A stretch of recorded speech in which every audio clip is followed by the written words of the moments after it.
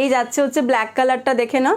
Black কালারের মধ্যে এটা কিন্তু একদম পিওর আজরাক হবে, পিওর একদম টাই অ্যান্ড ডাইয়ের মধ্যে কিন্তু যাচ্ছে, tie and dye and pure Ajrakh hand block.